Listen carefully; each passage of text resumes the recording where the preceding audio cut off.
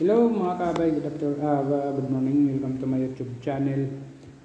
Nandito po ako ngayon sa aking trabaho at ito po ay natatapos na po ang pagkabit ng tiles ko. Ayan po mga kaabay at shout out po pala sa aking mga kaibigan sa YouTube. Shout out po kay Ma'am Card Mobile. Ito na po yung shout out po kay Idol Benny Otaw, shout out po kay Ma'am Arima, at shout out po sa lahat ng aking mga kaibigan. Ito na po yung tiles ko na kinabit ko. Ayan po. Ayan, tiles ko. Ayan. Almost 4 days lang po yan. 4 days lang po ito na pagkabit ko ng tiles. Kasama ko ang aking pinsan, asawa ng aking pinsan. Ito po yung CR. Ayan po. Ako po ang gagabit dito. Lahat ng ano. Kasi sabi ng may-ari, hindi lang muna tiles daw ang wall kasi naalangan daw sila sa budget. Kaya ano lang muna mga kaabay, mga sa ano lang anay, sa flooring. Tsaka yun. Ito na po yung natapos ko. At ngayon may pinagawa naman sa akin ngayon na trabaho. Bali, gumagawa po kami sa para sa kusina nila. Ayun. At nag-ano man kami, gagawa pa kami ng sukalo. Kasi ang natawag ng sukalo yung asintadahan ng ano, hollow blocks. Ayan po mga kabay. Ayan. Bali po ito ay pakyaw ko po ito. Ang trabaho dito ay pakyaw. Pero dito sa pagkabit ko ng tiles ay arawan lang po ito. Kasi dito po ay malaking trabaho po ito ang gagawin pa namin. Ito po wala pa po itong pintura. Bali ito ay skim coat lang po ito. Skim coat pa lang. Ayan, skim coat pa po yan. Ito hindi pa maayos ang wall. Kasi sana po kayo mga kaabay, medyo malabo itong camera ko kasi ang bagong cellphone ko andun sa aking anak na dalaga. Hindi na sa akin binalik. Sabi niya sa akin, hiramin lang daw. Ang klaseng hiram, wala nang balikan. Ayan. Ito po yung mga pintuan na kabit na po ito. Ayan. Kaya medyo ano po ito, napabilib ang tag-iyasa, napabilib ang may-ari nito sa amin kasi mabilis daw ang trabaho. Kaya kami naman ulit ang kinuha para gumawa sa kusina nila. Bali yan po yan ang mga kaabay ay ano po ito. Bali pinakasala po nila. Tatlong kwarto po ito. Ayan, isa, dalawa, at saka yung isa, ayan. Tatlo. Pero wala pa itong taas. Ang second floor hindi pa po nagawa kasi gawa ng sabi ng may-ari Naalang-alang daw sila alanganin daw sila sa budget.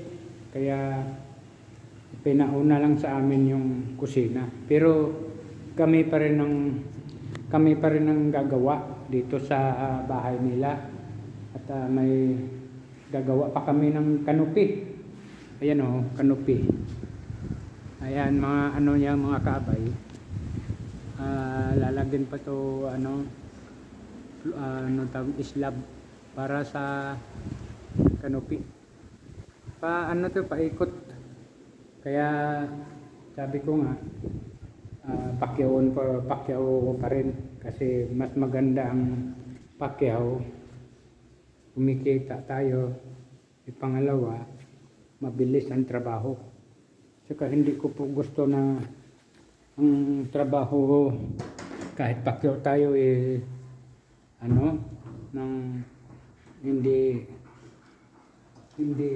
maayos ang pagka-trabaho. Hindi ko gusto mga ganyan mga kaabay, kasi kung ang trabaho mo ay hindi mo inaayos, wala na po sa atin kukuha ulit, kasi madadala ang may-ari. Tapos ito, ayan o, wala pa po itong pintura. Ayan o, skim coat pa lang po yan mga kaabay. At tingnan po yung mga hambaw.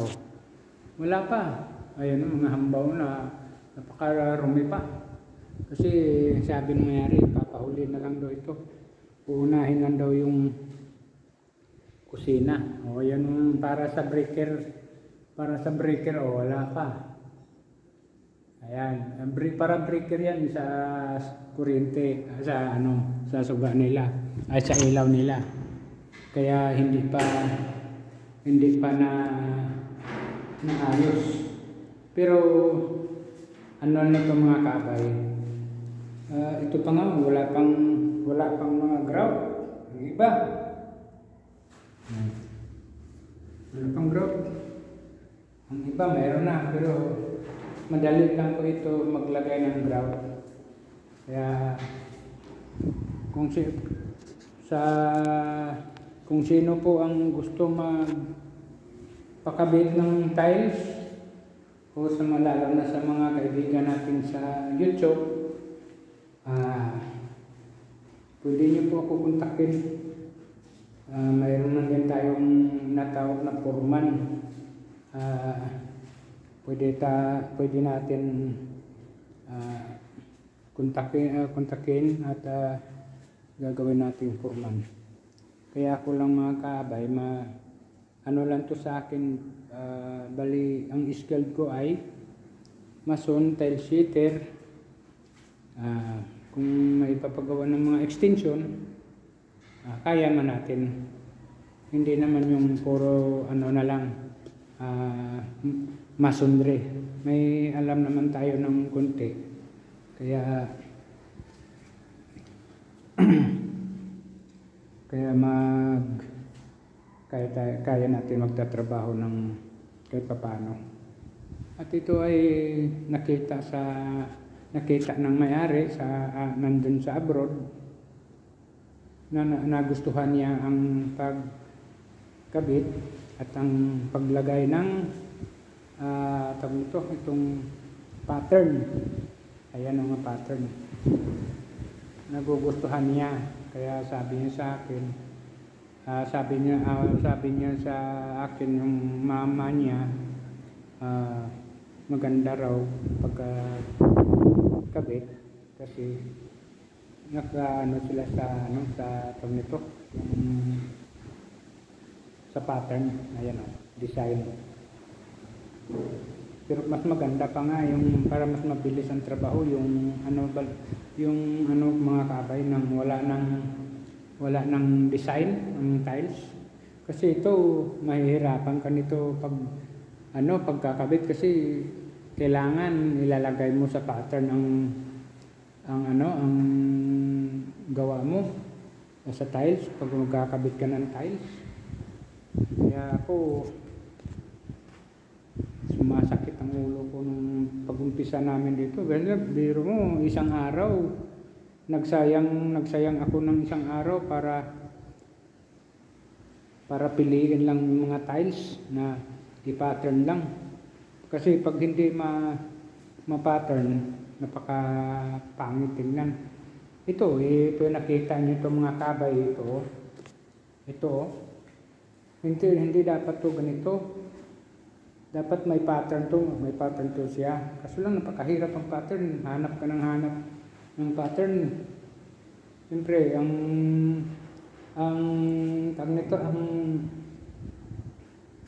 oras mo tumatakbo, tapos ang trabaho mo ay nadidelete. Kaya yung ganun nangyayari. Tapos ang mga tiles, mga kabay, hindi ito parehas na kasi mayroon talagang factory factory defect may may diferensyang mga tiles bala, hindi talagang pantay na pantay, may baluktot, yung ganyan mga kabay. Kaya sabi nila ang tawag nito, ang sangbil hindi talaga maiiwasan, pero hindi lang malaking sangbil, okay lang, pero kung malaki masyado, pangit tingnan. Kaya pag ako kabit ng tiles, pinaanuhan ko na siya ng 5 piso, patakbuhin ko ng 5 piso. Pagka tumalon ang piso, 5 ka piso, ibig sabihin may bukol, kailangan pulpog.